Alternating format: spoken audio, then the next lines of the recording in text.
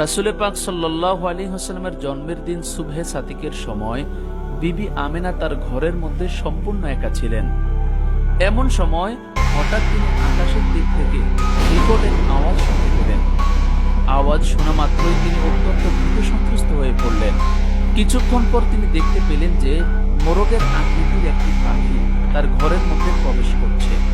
অতঃপর পাখিটি তার একটি পলক দিয়ে বিবি আমেনার মাথায় স্পর্শ করতে লাগলো এবং বিবি আমেনার মুখে কিছু মিষ্টি জাতীয় জিনিস তুলে দিল, যার কারণে বিবি আমেনার মন থেকে সমস্ত ভয়ভীতি দূর হয়ে গেল এবং তিনি বেশ আরাম বোধ করতে লাগলেন। অতঃপর পাখিটি সেখান থেকে বিদায় গ্রহণ করল। পাখিটি চলে যাওয়ার পর হঠাৎ একজন সুন্দর যুবক বিবি আমেনার ঘরে প্রবেশ করলেন। তার হাতে ছিল একটি শরবতের পেয়ালা। যুবকটি বিবি আমেনাকে বলল, হে আমেনা, আপনি এই শরবতটি পান করুন। তখন বিবি আমেনা উক্ত যুবকের হাত থেকে শরবতের পেয়ালাটি নিয়ে পান করলেন। শরবতটি পান করার সাথে সাথে বিবি আমেনা সমস্ত শরীরে সজীবতা অনুভব করলেন। এরপর উক্ত যুবক বিবি আমেনার ঘর থেকে বিদায় গ্রহণ করলেন। অতঃপর কয়েকজন সুন্দরী নারী আকাশের দিক থেকে বিবি আমেনার ঘরে তাশরিফ আনলেন। তাদেরকে দেখা মাত্রই বিবি আমেনা জিজ্ঞাসা করলেন, হে মহিষী নারীগণ, আপনারা কারা? আপনাদের পরিচয় দিন। জবাবে তারা বলল, আমরা হচ্ছি বিবি হাজেরা, মরিয়ম এবং আসিয়া আলাইহিস সালাম। তাদের পরিচয় পেয়ে বিবি আমেনা অত্যন্ত আনন্দিত হলেন। এরপর তারা বিবি আমেনাকে লক্ষ্য করে বললেন, আপনার চিন্তার কোনো কারণ নেই, আমাদেরকে আল্লাহ তাআলা আপনার খেদমতের জন্যই পাঠিয়েছেন। বিবি আমেনা তাদের কথা শোনা মাত্রই আল্লাহ তাআলার দরবারে শুকরিয়া আদায় করলেন। এরপর উক্ত জান্নাতি রমণীগণ বিবি আমেনার খেদমত শুরু করে দিলেন। এরপর অদৃশ্য থেকে একটি আওয়াজ ভেসে আসলো। কে যেন আমেনাকে লক্ষ্য করে বলছে, হে আমেনা, একটু পরেই তোমার সন্তান ভূমিষ্ঠ হবে। তুমি তোমার সন্তানটিকে মানুষের দৃষ্টির আলে রেখো, কেননা তিনি সাধারণ কোনো লোক নয়, তিনি আল্লাহর পেয়ারা হাবিব এবং দোজাহানের বাদশা হবেন। অদৃশ্য আওয়াজটা শেষ হওয়ার সাথে সাথেই আরো কয়েকজন সুন্দরী নারী মেশক, আম্বর ও অন্যান্য সুগন্ধি নিয়ে বিবি আমেনার কামরায় আগমন করল। ইতিমধ্যে বিবি আমেনা লক্ষ্য করলেন যে তাদের আগমনের সাথে সাথেই ওই ঘরের মধ্যে অনেকগুলো জান্নাতি পাখি উঠতে শুরু করল। বিবি আমেনা এমন ধরনের পাখি জীবনে কখনো দেখেননি। এই সকল কুদরত ও দৃশ্য দেখে বিবি আমেনার চোখ জুড়িয়ে গেল এবং তিনি আল্লাহ তাআলার দরবারে মন ভরে শুকরিয়া আদায় করলেন। এর কিছুক্ষণ পরেই মনোমুগ্ধকর পরিবেশের মধ্যে তাশরিফ নিলেন দোজাহানের কামলিওয়ালা নবী হযরত মুহাম্মদ সাল্লাল্লাহু আলাইহি ওয়াসাল্লাম। তিনি ভূমিষ্ঠ হওয়ার সাথে সাথেই সিজদায় পতিত হয়ে বলা শুরু করলেন, লা ইলাহা ইল্লাল্লাহু মুহাম্মাদুর রাসূলুল্লাহ সাল্লাল্লাহু আলাইহি ওয়াসাল্লাম। শিশু মুহাম্মদ সাল্লাল্লাহু আলাইহি ওয়াসাল্লাম জন্মগ্রহণ করার সাথে সাথে বিবি আমেনার ঘরটি আলোকিত হয়ে গেল। বিবি আমেনা বলেন, আমার রেহেম থেকে এমন একটি নূর বের হলো যে সেই নূরের আলোয় আমি শাম সিরিয়ার প্রাসাদগুলো পর্যন্ত দেখতে পেয়েছিলাম। অতঃপর আকাশ থেকে একখণ্ড মেঘ নেমে এসে শিশু মুহাম্মদ সাল্লাল্লাহু আলাইহি ওয়াসাল্লামকে বিবি আমেনার কোল থেকে নিয়ে উপরের দিকে চলে গেল। এই সময় অদৃশ্য থেকে একটি আওয়াজ আসলো, এই শিশুটিকে সমগ্র পৃথিবী ভ্রমণ করিয়ে নিয়ে আসো, যাতে সারা দুনিয়ার সকল মাখলুক এই শিশুটির কাছ থেকে বরকত হাসিল করতে পারে। শিশু মুহাম্মদ সাল্লাল্লাহু আলাইহি ওয়াসাল্লামকে মেঘখণ্ড নিয়ে যাওয়ার পর বিবি আমেনা ঘরের মধ্যে একাকী বসে বিভিন্ন চিন্তা করতে লাগলেন।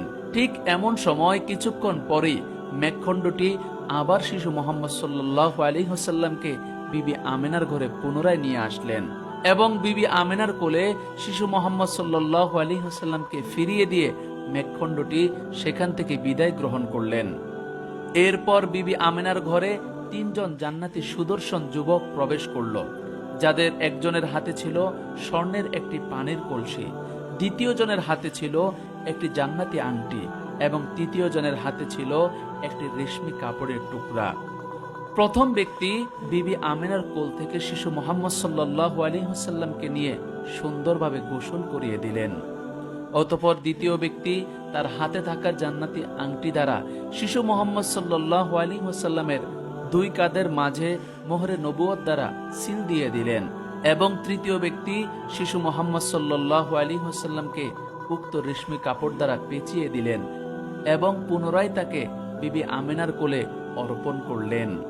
তারা শিশু মোহাম্মদ সাল্লাল্লাহু আলাইহি ওয়াসাল্লামকে বিবি আমেনার কোলে অর্পণ করার পর তাদের মধ্য থেকে একজন শিশু মোহাম্মদ সাল্লাল্লাহু আলাইহি ওয়াসাল্লামের কানের কাছে গিয়ে আস্তে আস্তে বলতে লাগলেন, হে আল্লাহর হাবিব সাল্লাল্লাহু আলাইহি ওয়াসাল্লাম, আপনি আল্লাহ তাআলার শ্রেষ্ঠ ও সর্বশেষ নবী।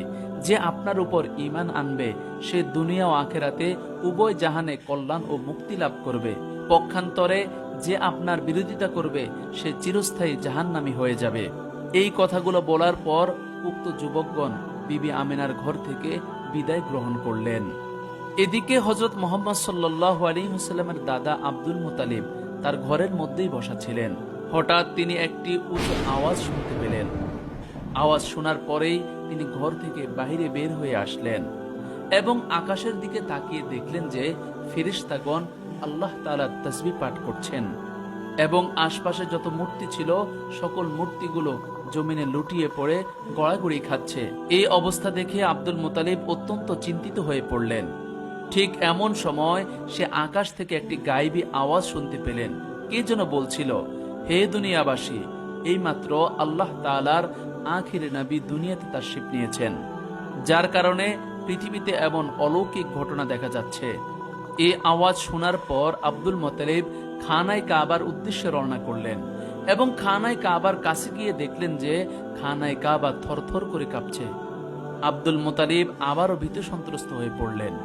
এমন সময় তিনি আরেকটি গায়েবী আওয়াজ শুনলেন। কে যেন গায়েব থেকে ডাক দিয়ে বলছে, হে কুরাইশের সর্দার আব্দুল মুত্তালিব, তুমি ভীত হয়েও না, তোমার ভীত হওয়ার কোনোই কারণ নেই। গায়েব থেকে এমন সান্ত্বনা পেয়ে আব্দুল মুত্তালিবের চিন্তা একটু কমল। এরপর আব্দুল মুত্তালিব সেখান থেকে বিবি আমেনার খোঁজ নেওয়ার জন্য তার ঘরের উদ্দেশ্যে রওনা করলেন।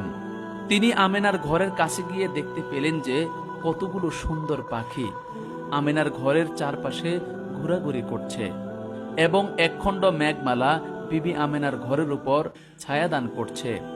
আর বিবি আমেনার ঘর থেকে মেশক আম্বরের গ্রান বের হয়ে চতুর্দিক মোহিত করে তুলছে। এই অবস্থাগুলো দেখে আব্দুল মুত্তালিব অত্যন্ত আশ্চর্যিত হয়ে পড়লেন এবং তিনি বিবি আমেনার দরজার কাছে গিয়ে উপস্থিত হলেন এবং দরজার ফাঁক দিয়ে বিবি আমেনাকে এক নজর দেখা মাত্রই বলা শুরু করলেন, হে আমেনা, তোমার কপালে এতদিন যে নূর দেখছিলাম, আজকে তো সে নূর দেখছি না, তোমার নূর কোথায় হারিয়ে গেল? বিবি আমেনা তখন জবাব দিল, আব্বাজি, যে নূর আপনি আমার কপালে দেখছিলেন সে তো আমার নূর নয়, যার নূর সে আমার রেহেম থেকে দুনিয়াতে তাশরিফ নিয়েছে, এজন্যই আপনি আমার কপালে সে নূর দেখছেন না। আমার সেই নূর আর কেউ নয়, আপনার প্রিয় নাতি শিশু মুহাম্মদ সাল্লাল্লাহু আলাইহি ওয়াসাল্লাম। অতঃপর বিবি আমেনা আব্দুল মুত্তালিবের জন্য তার রুমের দরজা খুলে দিলেন। দরজা খুলে দেওয়ার পরপরই আব্দুল মুত্তালিব বিবি আমেনার ঘরে প্রবেশ করলেন এবং শিশুনবী হযরত মুহাম্মদ সাল্লাল্লাহু আলাইহি ওয়াসাল্লামকে এক নজর দেখা মাত্রই তার অন্তরাত্মা জুড়িয়ে গেল। অতঃপর তিনি শিশু মুহাম্মদ সাল্লাল্লাহু আলাইহি ওয়াসাল্লামকে কোলে উঠিয়ে নিলেন এবং তার কপালে শত সহস্র আদর করতে লাগলেন। এরপর আব্দুল মুত্তালিব শিশুনবী মুহাম্মদ সাল্লাল্লাহু আলাইহি ওয়াসাল্লামকে নিয়ে খানায় কাবার দিকে রওনা করলেন এবং তাকে কোলে নিয়ে কাবাগর তাওয়াফ করলেন। তাওয়াফ শেষ করার পর শিশুনবী মুহাম্মদ সাল্লাল্লাহু আলাইহি ওয়াসাল্লামকে তার মায়ের নিকট পৌঁছে দিলেন। এরপর আব্দুল মুত্তালিব উট জবাই করে মানুষকে দাওয়াত করে খাওয়াতে লাগলেন এবং নবীজির আগমনে আনন্দ প্রকাশ করতে লাগলেন। খাওয়া দাওয়া শেষ হলে এক ব্যক্তি আব্দুল মুত্তালিবের কাছে গিয়ে বলল, হে আব্দুল মুত্তালিব, তুমি কি ভেবে তোমার নাতির নাম মোহাম্মদ রেখেছ? আব্দুল মুত্তালিব জবাব দিল, মোহাম্মদ নামের অর্থ প্রশংসিত। আমি চাই আমার এই নাতি সারা পৃথিবীর মাঝে প্রশংসিত হয়ে থাকুক, এজন্যই আমি তার নাম মোহাম্মদ রেখেছি। এদিকে আরবের রীতি অনুযায়ী শিশুনবী মুহাম্মদ সাল্লাল্লাহু আলাইহি ওয়াসাল্লামের জন্য একজন দুধ মাতার প্রয়োজন ছিল, কিন্তু কোথায়ও কোনো দুধ মাতার খোঁজ পাওয়া যাচ্ছিল না। তাই কিছুদিন আবু লাহাবের দাসী সুয়াইবা শিশুনবী হযরত মুহাম্মদ সাল্লাল্লাহু আলাইহি ওয়াসাল্লামকে দুধ পান করালেন। এর কিছুদিন পরেই তায়েফের বনু সাদ গোত্রের মহিলারা নবজাতক দুগ্ধপোষ্য শিশুর খোঁজে মক্কার উদ্দেশ্যে রওনা করল। তারা মক্কায় পৌঁছেই তাদের পছন্দ মতো শিশু নির্বাচন করতে লাগলো। তাদের মাঝে অনেকে এসে মুহাম্মদ সাল্লাল্লাহু আলাইহি ওয়াসাল্লামের কাছে হাজির হলো, কিন্তু শিশুনবী মুহাম্মদ সাল্লাল্লাহু আলাইহি ওয়াসাল্লাম এতিম হওয়ায় তাকে কেউ গ্রহণ করলো না, কারণ তাকে দুধ পান করালেও কোনো ভালো উপঢৌকন পাওয়া যাবে না। এক কথায় শিশুনবী মুহাম্মদ সাল্লাল্লাহু আলাইহি ওয়াসাল্লামকে সবাই অবজ্ঞা করে সেখান থেকে চলে গেল। এদিকে বিবি হালিমা রাদিয়াল্লাহু তাআলা আনহা তার স্বামীর কাছে ছিলেন। তিনি গরিব হওয়ার কারণে ধনী ফ্যামিলির কোনো শিশুই তিনি পেলেন না, কারণ সবাই ভাবছিল তার কাছে সন্তান দিলে সন্তানের অযত্ন হবে। বিবি হালিমা রাদিয়াল্লাহু তাআলা আনহা কোনো শিশু না পেয়ে তার স্বামীকে লক্ষ্য করে বলল, আমরা কি খালি হাতেই ফিরে যাব? আমার খুব কষ্ট হচ্ছে, আপনি যদি অনুমতি দেন তাহলে আমরা ওই এতিম বাচ্চাটিকে নিয়ে ফিরব, যাকে সবাই অবজ্ঞা করেছে। কারণ খালি হাতে ফিরার চেয়ে ওই এতিম বাচ্চাটিকে নিয়ে ফিরাই আমাদের জন্য অনেক কল্যাণকর হবে। হযরত হালিমা রাদিয়াল্লাহু তাআলা আনহার কথা শুনে তার স্বামী তাকে অনুমতি দিলেন।